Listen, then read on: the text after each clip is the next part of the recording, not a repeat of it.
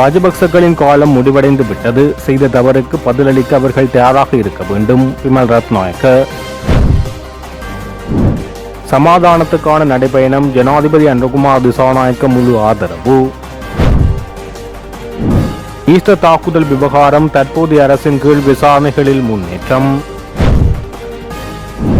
உயிர்த்த ஞாயிறு தாக்குதல் இடம்பெற்று இன்றுடன் 7 வருடங்கள். நாடு முழுவதும் விசேட பாதுகாப்பு. மாகாண சபை தெரிவுக்குழு கூட்டம் திடீரென ஒத்திவைப்பு. மனோ கணேசன் குற்றச்சாட்டு. இலங்கையின் அரச வங்கிகளின் கடந்த வருட அறிக்கைகள் ஜனாதிபதியிடம் கையளிப்பு. யாழ் மேல் நீதிமன்ற நீதிபதிக்கு இடமாற்றம். கட்டுநாயக்கவில் போதைப் பொருளுடன் கைதான இந்திய பிரஜை. செம்மணி மனித புதைகுழியின் 3ஆம் கட்ட அகழ்வு பணிகள் 27ஆம் தேதி ஆரம்பம். உயிர்த்த ஞாயிறு விசாரணை அரசியல்மயமாக்கப்பட்டுள்ளது. நாமல் ராஜபக்ச குற்றச்சாட்டு. தொடர்பான விரிவான செய்திகள். செம்மணி மனித புதைகுழியின் 3ஆம் கட்ட அகழ்வு பணிகள் எதிர்வரும் திங்கட்கிழமை ஆரம்பமாக உள்ளது.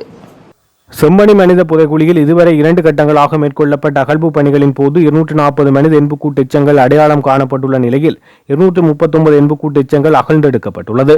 இந்த நிலையில் மேலும் எலும்புக்கூடுகள் அப்பகுதிகளில் காணப்படுவதால் 3ஆம் கட்ட அகழ்வு பணிகளை முன்னெடுக்க வேண்டும் எனவும் அதற்காக 8 வார கால பகுதி தேவை என சட்ட வைத்திய அதிகாரி மன்றில் விண்ணப்பம் செய்ததற்கு அமைவாக 3ஆம் கட்ட அகழ்வு பணிகளுக்கு நீதிமன்றினால் அனுமதி வழங்கப்பட்டது.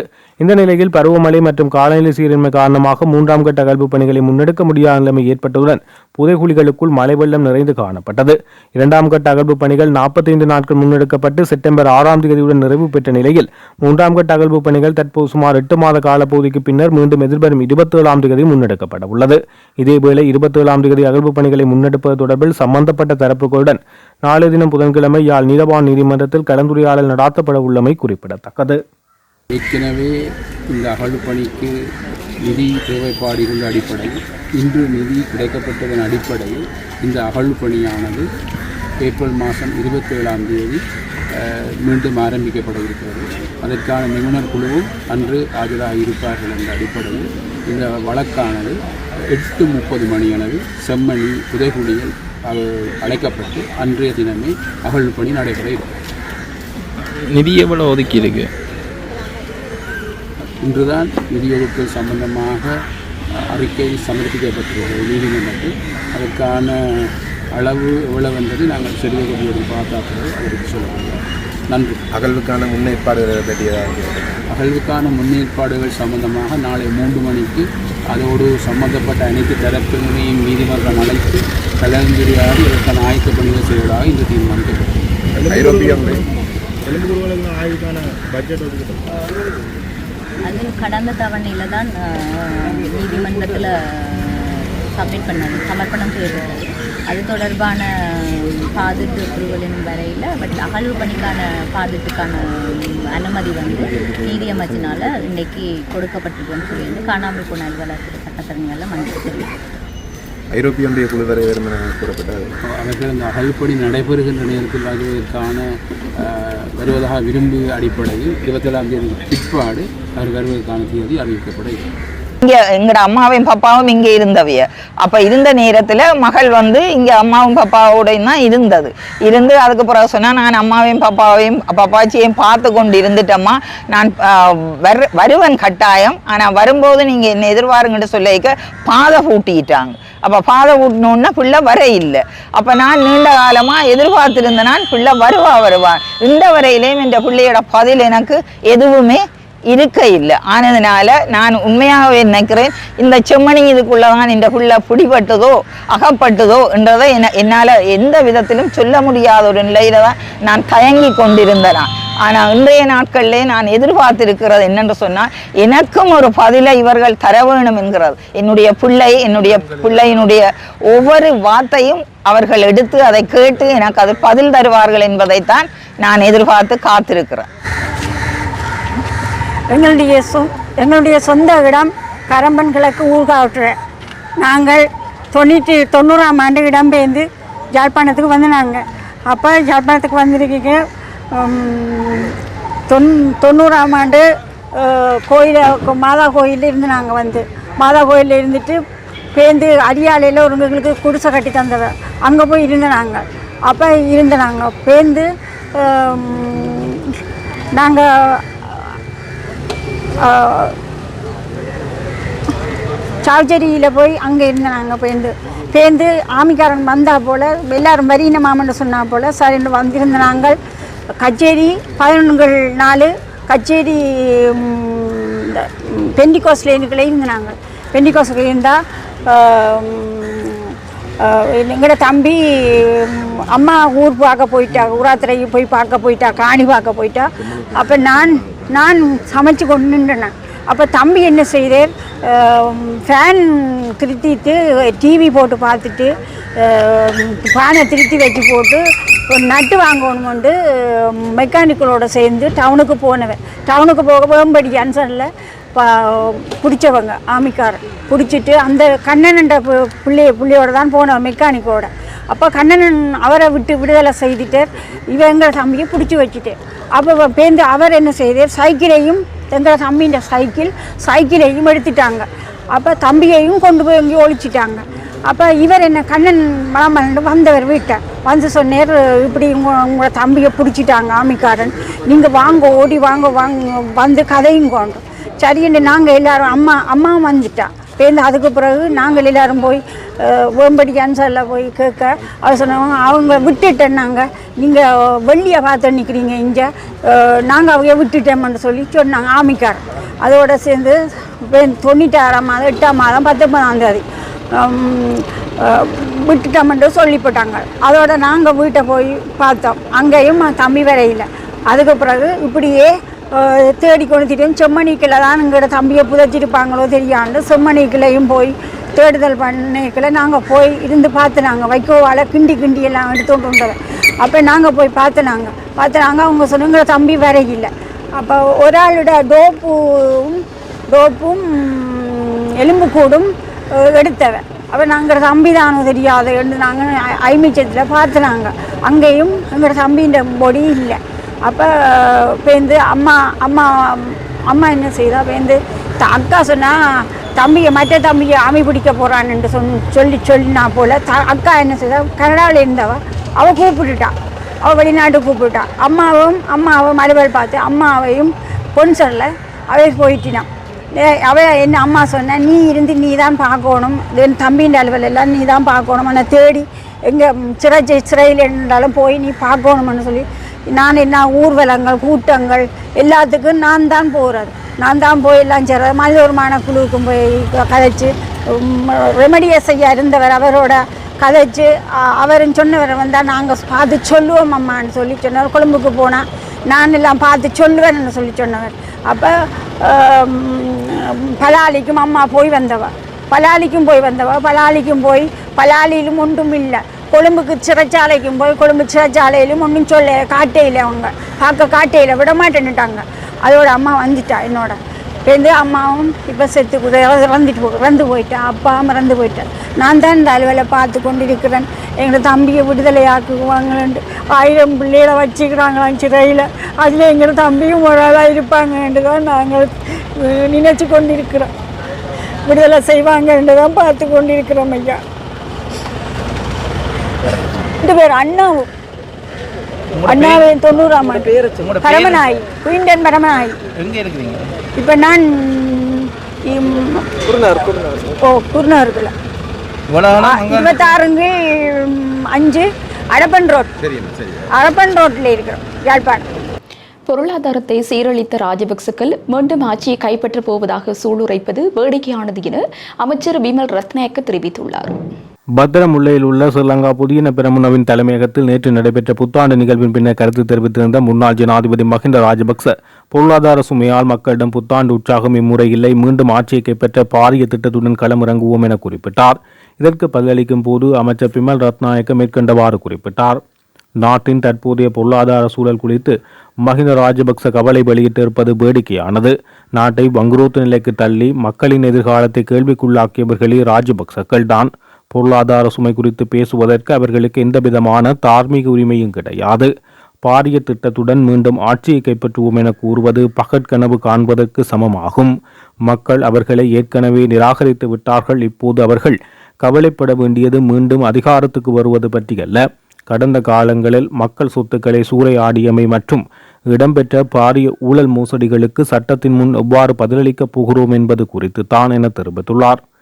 புதிய ஆண்டில் அரசியல் மாற்றம் ஏற்படக்கூடும் என மஹிந்த ராஜபக்ச கூறியிருப்பதை வழிமொழிந்த அமைச்சர், நிச்சயமாக அரசியல் மாற்றம் ஏற்படும், ஆனால் அது அவர்கள் மீண்டும் ஆட்சியில் அமர்வதற்காக அல்ல, மாறாக அவர்கள் உருவாக்கிய ஊழல் கலாச்சாரத்தை முற்றாக அழித்து முறையான ஜனநாயகத்தை நிலைநாட்டவே அந்த மாற்றம் அமையும். ராஜபக்சக்களின் அரசியல் சகாப்தம் இலங்கையில் முடிவுக்கு வந்துவிட்டது என்பதை அவர்கள் உணர வேண்டும் என தெரிவித்துள்ளார். இலங்கையில் இன்று முதல் உத்தியபூர்வமாக ஆரம்பமாகும் சமாதானத்திற்கான நடைபயணம் திட்டத்திற்கு ஜனாதிபதி அனுரகுமார திசாநாயக்க தனது முழுமையான ஆதரவை வழங்குவதாக தெரிவித்துள்ளார். இதுகுறித்து தனது எக்ஸ் தளத்தில் பதிவிட்டுள்ள ஜனாதிபதி, அதனை மக்களிடையே நல்லறிவு, கருணை, ஒற்றுமை மற்றும் நல்லிணக்கத்தை ஊக்குவிக்கும் வகையில் இன்று தொடங்கும் இந்த சமாதான நடைபயணத்துக்கு ஆதரவளிப்பதாக அதை நான் கௌரவமாக கருதுவதாக குறிப்பிட்டுள்ளார். மேலும் இந்த புனிதமான நடைபயணம் தம்புள்ளையிலிருந்து ஆரம்பமாகி சர்வஜ சாதுக்கள் மற்றும் போதிமரக்கன்றுகளுடன் நாடு முழுவதும் பயணிக்கும் வேளையில் நம்முடைய பாரம்பரியத்தின் விழுமியங்களான அமைதி மற்றும் கருணை குறித்து மீண்டும் சிந்திக்குமாறு அனைத்து இளைஞர்களுக்கும் அழைப்பு விடுக்கிறேன் என அவர் தெரிவித்துள்ளார். இந்த நடைபயணத்தில் பங்கேற்பதற்காக வியட்நாமைச் சேர்ந்த வணக்கத்துக்குரிய பன்னாகர தீரர் உள்ளிட்ட 7 பிக்குகள் இன்று காலை நாட்டை வந்தடைந்தனர். அவர்களுடன் சர்வதேச அளவில் பிரபலமான அலோசா என்ற நாயும் பாதுகாப்புக்கு அழைத்து வரப்பட்டுள்ளது. அனுராதபுரம் ஜெயஸ்ரீ மகாபோதியில் இருந்து பெற்றுக்கொள்ளப்பட்ட போதிமரக்கன்றுடன் இந்த நடைபயணம் முன்னெடுக்கப்பட உள்ளது. தேசிய ஒற்றுமை வலுப்படுத்துதல் மற்றும் உலகுக்கு அமைதி செய்தியை கொண்டு செல்லுதல் இந்த வரலாற்று சிறப்புமிக்க நிகழ்வுக்கு ஜனாதிபதி செயலகம், கிளீன் ஸ்ரீலங்கா திட்டம், புத்த சாசனம் மற்றும் மத விவகார அமைச்சு, பாதுகாப்பு படைகள், போலீசார் மற்றும் பல்வேறு அரசு தனியார் நிறுவனங்கள் தமது பூரண ஒத்துழைப்பை வழங்கியுள்ளது. ஈஸ்டர் ஞாயிறு பயங்கரவாத தாக்குதல்கள் தொடர்பான விசாரணைகள் தற்போதைய அரசாங்கத்தின் கீழ் முன்னேற்றம் அடைந்து வருவதாக மெல்கம் கர்தினால் ரஞ்சித் தாண்டகி தெரிவித்துள்ளார். 2019 ஆண்டு இதே போன்றதொரு நாளில் உயிர்த்த ஞாயிறு தினத்தில் நாட்டின் பல பகுதிகளில் ஒரே நேரத்தில் தொடர் தற்கொலை குண்டு தாக்குதல்கள் நடாத்தப்பட்டன. இதில் முக்கியமாக கொழும்பு கொச்சிக்கடை தேவாலயத்தில் இடம்பெற்ற குண்டுவெடிப்பு சம்பவம் பெரும் பரபரப்பாக பேசப்பட்டது. இதனை முன்னிட்டு இன்று குறித்த ஆலயத்தில் இடம்பெற்ற விசேட ஆராதனைகளின் போது அவர் மேற்கண்டவாறு தெரிவித்தார். இன்று காலை 8:43 மணி முதல் 8:45 வரையிலான 2 நிமிட மௌன அஞ்சலி செலுத்தி உயிரிழந்தவர்களுக்கு மரியாதை செலுத்தப்பட்டது. கொழும்பு கொச்சிக்கடை புனித அந்தோனிய தேவாலயத்தை அண்மித்த வீதிகளில் விசேட போக்குவரத்து திட்டம் அமுல்படுத்தப்பட உள்ள இன்று காலை 7 மணி முதல் நினைவேந்தல் போலீஸ் தலைமையகம் தெரிவித்துள்ளது. உயிர்த்த ஞாயிறு பயங்கரவாத தாக்குதல் இடம்பெற்று இன்றுடன் 7 ஆண்டுகள் நிறைவடைந்துள்ளன. இதனை முன்னிட்டு இன்று நாட்டில் அனைத்து தேவாலயங்களிலும் விசேட மத வழிபாடுகளை முன்னெடுக்க திட்டமிடப்பட்டுள்ளது. இன்று காலை வேளையில் ஒவ்வொரு தேவாலயத்திலும் தாக்குதல் உயிரிழந்தவர்களை நினைவு கூறும் வகையில் நினைவேந்த நிகழ்வுகள் நடைபெறும் என தேசிய கத்தோலிக்க தொடர்பாளர் பணிப்பாளர் அருட்தந்தை ஜூட் கிறிஸ்தாந்து பெர்னாண்டோ தெரிவித்தார். இதன்படி தேவாலயங்களில் மணி ஒலி எழுப்புதல், 2 நிமிட மௌன அஞ்சலி செலுத்துதல், மெழுகுபத்தி அல்லது தேங்காய் எண்ணெய் விளக்கேற்றுதல் மற்றும் பிரார்த்தனை வழிபாடுகள் இன்று காலை இடம்பெற்றது. இதேவேளை கொச்சிக்கடை புனித அந்தோனிய தேவாலயத்தில் பேராயர் மெல்கம் கர்தினால் ரஞ்சித் ஆண்டகை தலைமையில் விசேட ஆராதனை இடம்பெற்றது. இதன் காரணமாக அந்த தேவாலயத்தில் சூழ விசேட போக்குவரத்து திட்டம் நடைமுறைப்படுத்தப்பட்டுள்ளதாக போலீசார் தெரிவித்தனர். அதற்கமைய இன்று காலை 7 மணி முதல் ஆராதனைகள் நிறைவடையும் வரை தேவாலயத்தை சுற்றியுள்ள வீதிகளில் போக்குவரத்து மட்டுப்படுத்தப்படும். மேலும் கட்டுவாப்பட்டி தேவாலயத்திலும் விசேட ஆராதனைகள் நடைபெற உள்ளது. இதனிடையே ஆயர்கள் உள்ளிட்டோர் பங்கேற்கும் பிரார்த்தனையில் நடைபவனி மற்றும் மாலை 4 மணிக்கு நீர்கொழும்பு மாரிஸ் டெல்லா மைதானத்தில் ஆரம்பமாகி கட்டுவாப்பட்டி புனித செபஸ்தியான் தேவாலயத்தை சென்றடையும் என திட்டமிடப்பட்டுள்ளது. மாகாண சபை தேர்தல் தொடர்பாக ஆராய்வதற்காக நாளை 21ஆம் தேதி நடைபெறவிருந்த நாடாளுமன்ற தெரிவுக்குழு கூட்டம் திகதி குறிப்பிடப்படாமல் திடீரென ஒத்திவைக்கப்பட்டுள்ளது. எல்லை மீள் நிர்ணய ஆணைக்குழு மற்றும் சட்டமாதிப திணைக்கள அதிகாரிகள் முக்கிய ஆவணங்களுடன் அடுத்த கூட்டத்தில் கலந்து கொள்ள வேண்டும் என கடந்த கூட்டத்தில் தீர்மானிக்கப்பட்டிருந்தது. இவ்வாறானதொரு முக்கியத்துவம் வாய்ந்த சூழலிலேயே இந்த கூட்டம் ஒத்திவைக்கப்பட்டுள்ளது. இந்த ஒத்திவைப்பு குறித்து தமிழ் முற்போக்கு கூட்டணியின் தலைவரும் தெரிவுக்குழு உறுப்பினருமான மனோ கணேசன் தனது கடும் அதிருப்தியை வெளியிட்டுள்ளார். மாகாண சபை தேர்தலை நடாத்துவது தொடர்பாக இந்த அரசு எவ்வித அக்கறையுமின்றி செயற்படுகிறது. நாளை நடைபெறவிருந்த தெரிவுக்குழு கூட்டம் திடீரென ஒத்திவைக்கப்பட்டிருப்பது மாகாண சபைகள் தொடர்பாக அரசிடம் நிலவும் அசம்பந்த போக்கின் அப்பட்டமான வெளிப்பாடாகும் என தெரிவித்துள்ளார். மாகாண சபை தேர்தல் நீண்ட காலமாக தாமதிக்கப்பட்டு வரும் நிலையில் தெரிவுக்குழுவின் இந்த தீர்மானம் அரசியல் வட்டாரங்களில் மீண்டும் விவாதத்தை ஏற்படுத்தியுள்ளது. உயிர்த்த ஞாயிறு தற்கொலை தாக்குதல் சம்பவங்களுக்கு சக்ரான் காசிம் தரப்பு மட்டும் பொறுப்பு கிடையாது என கத்தோலிக்க திருச்சபையின் பேச்சாளர் அருட்தந்தை சிறில் காமினி பெர்னாண்டோ தெரிவித்துள்ளார். இந்த தாக்குதல்களை கடும் போக்குவாத இயக்கம் ஒன்று மேற்கொண்டதாக குற்றம் சுமத்தி உண்மையை மூடிமறைக்க சிலர் முயற்சிப்பதாக தெரிவித்துள்ளார். இந்த தாக்குதலை மேற்கொள்வதற்கு சூழ்ச்சி திட்டம் தீட்டிய தரப்பினர் சஹ்ரான் காசிம் தலைமையிலான குழுவுக்கு மேல்மட்டத்திலிருந்து செயற்பட்டதாக குறிப்பிட்டுள்ளார். குறிப்பாக இந்த தாக்குதலுடன் ராணுவ புலனாய்வு பிரிவுக்கு தொடர்பு இருப்பது தெளிவாக வெளிப்பட்டிருப்பதாக அவர் சுட்டிக்காட்டினார். இதற்காக தெளிவான சாட்சியங்கள் காணப்படுவதாக அவர் தெரிவித்துள்ளார். பல்வேறு அறிக்கைகள் மற்றும் நூல்களை வெளியிடுவதன் மூலம் இந்த பாரிய குற்ற செயலின் பிரதான சூத்திரதாரிகள் குறித்து குறிப்பிடப்படுவதாக தெரிவித்தார். எனினும் உண்மையான குற்றவாளிகள் வெளிப்படும் வரை இந்த வெளிப்படுத்தல்களை ஏற்றுக்கொள்ள முடியாது என அருத்தந்தை சிறில் காமினி பெர்னாண்டோ தெரிவித்துள்ளார். இலங்கையின் முன்னணி அரச வங்கிகளான மக்கள் வங்கி, இலங்கை வங்கி மற்றும் தேசிய சேமிப்பு வங்கி ஆகியன 2025ஆம் ஆண்டில் தமது வரலாற்றில் மிக உயர்ந்த லாபத்தை பதிவு செய்துள்ளன. இவ்வங்கிகள் 2025ஆம் ஆண்டுக்கான வருடாந்த அறிக்கைகளை நேற்று பிற்பகல் ஜனாதிபதி அலுவலகத்தில் வைத்து ஜனாதிபதி அனுகுமார் திசாநாயக்கவிடம் கையளித்தனர். மக்கள் வங்கியின் தலைவர் நாரது பெர்னாண்டோ அறிக்கையை கையளித்த போது வங்கி வரலாற்றில் இதுவரை இல்லாத அதிகூடிய லாபத்தை 2025இல் ஈட்டியுள்ளதாக குறிப்பிட்டார். வரிக்கு முந்தைய லாபம் 64.4 பில்லியன் ரூபாய், வரிக்கு பிந்திய லாபம் 40 பில்லியன் ரூபாய். இலங்கை வங்கி தனது 87 வருட கால வரலாற்றில் ஈட்டிய மிகப்பெரிய லாபத்தை இம்முறை பதிவு செய்துள்ளது என அதன் தலைவர் காவிந்த டி சொய்சா தெரிவித்துள்ளார். வரிக்கு முந்தைய லாபம் 120.8 பில்லியன் ரூபாய், அரசுக்கு செலுத்தப்பட்ட வரி 77 பில்லியன் ரூபாய். தேசிய சேமிப்பு வங்கி அனைத்து வரிகளும் முன்னர் 59 பில்லியன் ரூபாய் லாபத்தை பெற்றுள்ளது என அதன் தலைவர் கலாநிதி கர்சக் அப்ரால் தெரிவித்துள்ளார். அத்துடன் லாப பங்காக திரைசேரிக்கு 6 பில்லியன் ரூபாவை வங்கி வழங்கியுள்ளது என அவர் சுட்டிக்காட்டினார். அரசின் பொருளாதார கொள்கைகளுக்கு அமைவாக உயர்நிதி ஒழுக்கத்துடன் செயற்பட்டதே இந்த சாதனைக்கு காரணம் என வங்கி தலைவர்கள் தெரிவித்தனர். இந்த வெற்றியில் வங்கி ஊழியர்களின் அர்ப்பணிப்பான ஒத்துழைப்பையும் அவர்கள் இதன்போது நன்றியுடன் நினைவு கூர்ந்தனர். இந்நிகழ்வில் பிரதி அமைச்சர் அனில் ஜெயந்த பெர்னாண்டோ, அமைச்சின் செயலாளர் கர்சன சூரிய பெரும மற்றும் வங்கிகளின் பிரதம நிறைவேற்ற அதிகாரிகள் உள்ளிட்ட சிரேஷ்ட அதிகாரிகள் கலந்து கொண்டனர். நீதிச்சேவை ஆணைக்குழுவினால் யாழ்ப்பாணம் மேல் நீதிமன்றம் மற்றும் கிளிநொச்சி மேல் நீதிமன்ற நீதிபதிகளுக்கு இடமாற்றங்கள் வழங்கப்பட்டுள்ளது. அதன் பிரகாரம் யாழ்ப்பாண மேல் நீதிமன்ற நீதிபதி டி.எஸ். சூசைநாதன் கிளிநொச்சி மேல் நீதிமன்றத்துக்கும், கிளிநொச்சி மேல் நீதிமன்ற நீதிபதி அலெக்ஸ் ராஜா யாழ்ப்பாண மேல் நீதிமன்ற நீதிபதியாகவும் இடமாற்றம் பெற்றுள்ளனர். கட்டுநாயக்க சர்வதேச விமான நிலையத்தின் ஊடாக சட்டவிரோதமாக குஷ் போதைப் பொருளை நாட்டுக்குள் கொண்டுவர முயன்ற சந்தேக நபர் ஒருவர் கைது செய்யப்பட்டுள்ளார். சுங்க அதிகாரிகள் மற்றும் காவல்துறை போதைப்பொருள் தடுப்பு பிரிவின் விமான நிலைய பிரிவு அதிகாரிகளால் நேற்று மாலை குறித்த கைது நடவடிக்கை முன்னெடுக்கப்பட்டது. இவ்வாறு கைது செய்யப்பட்ட சந்தேக நபர் 35 பேருடைய இந்திய பிரஜை என தெரிய வந்துள்ளது. விமான நிலையத்தின் வருகை முனையத்தில் பொருட்கள் எதுவுமற்ற பயணிகளுக்காக ஒதுக்கப்பட்ட பகுதி வழியாக வெளியேற முயன்ற போது அங்கிருந்த சுங்க அதிகாரிகள் சந்தேக நபரை மறைத்து சோதனையிட்டுள்ளனர். இதன்போது குறித்த நபரின் கைவசம் இருந்த பைகளில் மறைத்து வைக்கப்பட்டிருந்த 1 கிலோகிராம் 68 கிராம் குஷ்ரக போதைப் பொருள் அதிகாரிகளால் கைப்பற்றப்பட்டது. சம்பவம் தொடர்பில் மேலதிக விசாரணைகளை போலீசார் போதைப்பொருள் தடுப்பு பிரிவினர் முன்னெடுத்து வருகின்றனர். இத்துடன் ஜெஃப்னக்லரியின் மதிய நேர பிரதான செய்திகள் நிறைவடைகின்றன. மேலதிக செய்திகளை அறிந்து கொள்ள www.jeffnaclery.lk என்ற இணையதளத்தின் ஊடாக இணைந்து கொள்ளுங்கள்.